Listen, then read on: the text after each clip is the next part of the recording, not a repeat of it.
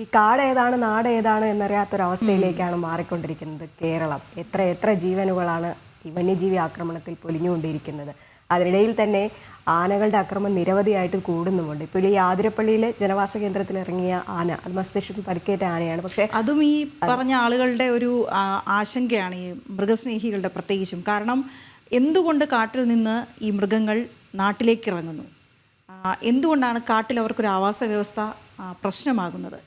അതേസമയം നാട്ടിലേക്ക് ഇറങ്ങുമ്പോൾ സ്വാഭാവികമായും മനുഷ്യജീവന് കൂടുതൽ പ്രാധാന്യം കൊടുക്കുന്നത് കൊണ്ട് തന്നെ അതേത് മൃഗമായാലും മൃഗത്തിനെ വെടിവെച്ച് കൊല്ലുക അല്ലെങ്കിൽ മയക്ക് വെടിവെക്കുക, മറ്റിടത്ത് കൊണ്ടുവിടുക.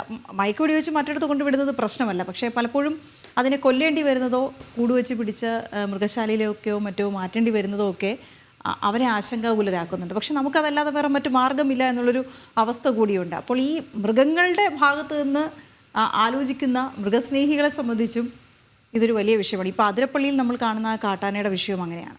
അവസ്ഥയിൽ പരിക്കേറ്റ ആനയെ ചികിത്സിക്കുന്നതിനുള്ള ദൗത്യം അത് ഇന്നും തുടരും എന്നാണ് അറിയാൻ കഴിയുന്നത്. ജനവാസ മേഖലയിൽ നിന്ന് ആന സമീപത്തെ തുരുത്തിലേക്ക് നീങ്ങിയിരുന്നു. ഡോക്ടർ അരുൺ സക്രിയയുടെ 20 അംഗ സംഘവും 80 പേരടങ്ങുന്ന വനപാലകരുടെ സംഘവും ചേർന്നാകും ദൗത്യം നടപ്പിലാക്കുക. രേഷ്മ ബാബു ചേരുന്നുണ്ട്. രേഷ്മ, നമസ്തേ, ഗുഡ് മോർണിംഗ്.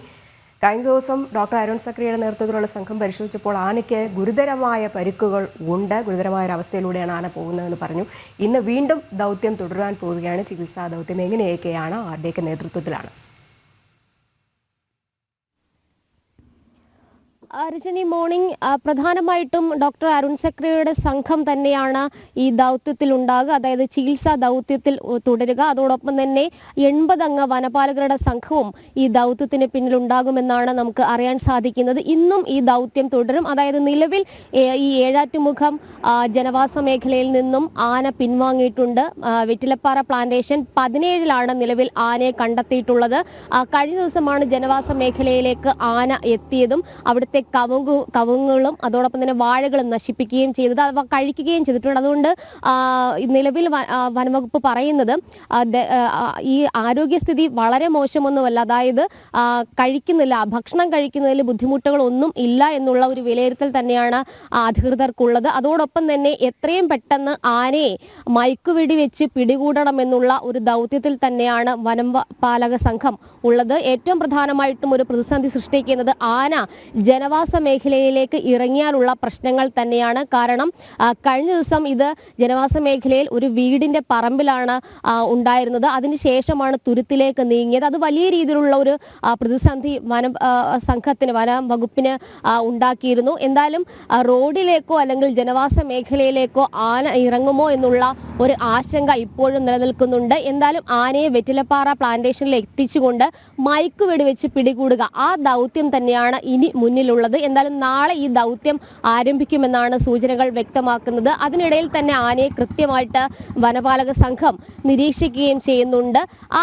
ഇതേ സമയത്ത് തന്നെയാണ് കോടനാട് ആനയെ ഇടാനുള്ള കൂടിന്റെ ഒരുക്കങ്ങൾ അല്ലെങ്കിൽ അതിന്റെ അറ്റകുറ്റപ്പണികൾ പുരോഗമിക്കുന്നത്. യൂക്കാലി മരങ്ങൾ അടക്കം, യൂക്കാലി തടികൾ അടക്കം ഉപയോഗിച്ചുകൊണ്ടാണ് ഈ കൂടിന്റെ അറ്റകുറ്റപ്പണികൾ പൂർത്തീകരിക്കുക. ഇതിനായിട്ട് യൂക്കാലി മരങ്ങൾ എത്തിക്കുന്ന ശ്രമങ്ങളും ഒക്കെ തന്നെ നേരത്തെ തന്നെ ആരംഭിച്ചു കഴിയുകയും ചെയ്തിരുന്നു. ഏറ്റവും പ്രധാനമായിട്ടും എടുത്തു പറയേണ്ടത് ഈ കുങ്കിയാനകളെ എത്തിച്ചുകൊണ്ടുള്ള ഒരു ദൗത്യം തന്നെയാണ് ഇതിൽ ഏറ്റവും പ്രധാനമായിട്ടുള്ളത്. അതിൽ ഒരു ആനയെ, അതായത് വിക്രം എന്നുള്ള വയനാട്ടിൽ നിന്നുള്ള കുങ്കിയാനയെ ഇന്നലെ തന്നെ എത്തിച്ചിരുന്നു. ഇനി വരാനുള്ളത് കുഞ്ചുവും കോന്നി സുരേന്ദ്രനുമാണ്. ഈ 3 കുങ്കിയാനകളും കൂടി വന്ന് ചേർന്ന് വേണം ഈ പറയുന്ന ആനയെ ഈ കൂട്ടിലേക്ക് എത്തിക്കാനായിട്ടുള്ള ശ്രമങ്ങൾ തുടരാനായിട്ട് സാധിക്കുക. അതോടൊപ്പം തന്നെ മയക്കുവെടി വെക്കുക എന്നുള്ള ദൗത്യവും വനപാലക സംഘത്തിന്റെ മുന്നിലുണ്ട്. അതിനിടയിൽ തന്നെ ആന ഏതെങ്കിലും കാരണവശാൽ ജനവാസ മേഖലയിലേക്ക് ഇറങ്ങുമോ എന്നുള്ള ഒരു പ്രതിസന്ധി കൂടി നിലനിൽക്കുകയും ചെയ്യുന്നുണ്ട്.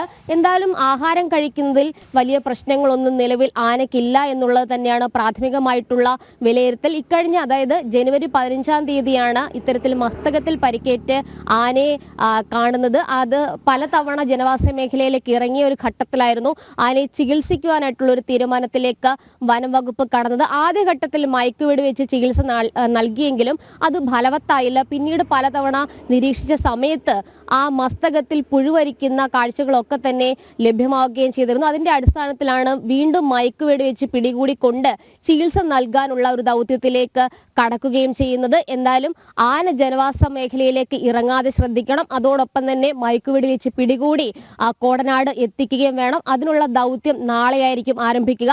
കുങ്കിയാനകൾ മുഴുവനും വന്നു ചേർന്നതിന് ശേഷമായിരിക്കും ഈ ദൗത്യത്തിലേക്ക് കടക്കുക. അതിനിടയിൽ തന്നെ കൃത്യമായിട്ടുള്ള നിരീക്ഷണ സംവിധാനങ്ങളും വനംവകുപ്പിന്റെ നേതൃത്വത്തിൽ ഒരുങ്ങുകയും ചെയ്തിട്ടുണ്ട്. അതോടൊപ്പം തന്നെ ഈ ചീഫ് വൈൽഡ് ലൈഫ് വാർഡൻ അടക്കമുള്ളവരും ഈ നിരീക്ഷക സംഘത്തിലുണ്ട്.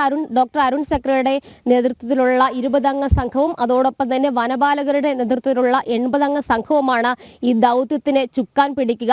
എന്തായാലും നിലവിൽ ആനയുടെ ആരോഗ്യസ്ഥിതി സംബന്ധിച്ച്, അതായത് ഭക്ഷണം കഴിക്കുന്ന കാര്യങ്ങളിൽ ബുദ്ധിമുട്ടുകളില്ല, പക്ഷേ മസ്തകത്തിലെ പരിക്ക് ഗുരുതരമാണ്. അതുകൊണ്ട് തന്നെ എത്രയും പെട്ടെന്ന് ചികിത്സ നൽകുക എന്നുള്ളതാണ് മുന്നിലുള്ള ഏക വഴി. എന്തായാലും ജനവാസ മേഖലയിൽ നിന്ന് ആന പിൻവാങ്ങി എന്നുള്ളതാണ് ഏറ്റവും ആശ്വാസകരമായിട്ടുള്ള വാർത്ത. ഇനി അവിടേക്ക് എത്തിച്ചേരാതിരിക്കാനുള്ള ശ്രമങ്ങളും തുടരേണ്ടതുണ്ട്. വെറ്റിലപ്പാറ പ്ലാന്റേഷനിൽ എത്തിച്ചുകൊണ്ടാണ് ആനയെ ഇനി പിടികൂടാനായിട്ടുള്ള ദൗത്യത്തിന്റെ മറ്റ് ഘട്ടങ്ങളിലേക്ക് കടക്കുക. രജനി, ഓക്കെ. ഏതായാലും വനപാലകരും ഡോക്ടർമാരുമായി 100 പേരടങ്ങുന്ന സംഘമാണ് ഇതിന് പിന്നിലുള്ളത്. വനവാസ മേഖലയ്ക്ക് കൂടുതലായി ആന മാറിയിട്ടുണ്ട്. പക്ഷേ അപ്പോൾ എങ്ങനെ ആനയെ അങ്ങ് വനത്തിനുള്ളിൽ പോയി ട്രേസ് ചെയ്ത് ഈ ഒരു ചികിത്സ നടത്തും എന്നുള്ള സംബന്ധിച്ചിടത്തോളം വലിയൊരു പ്രതിസന്ധി തന്നെയാണ്. കാരണം ഇത് തിരിച്ച് ജനവാസ മേഖലയിൽ ഇറങ്ങാതിരിക്കുവാൻ വേണ്ടി നോക്കണം, മയക്കുവെടി വയ്ക്കണം, തുടർ ചികിത്സ നടത്തണം. അങ്ങനെ ഒരുപാട് പ്രതിസന്ധികളൊക്കെ തന്നെ നിലനിൽക്കുന്ന ഒരു സാഹചര്യം.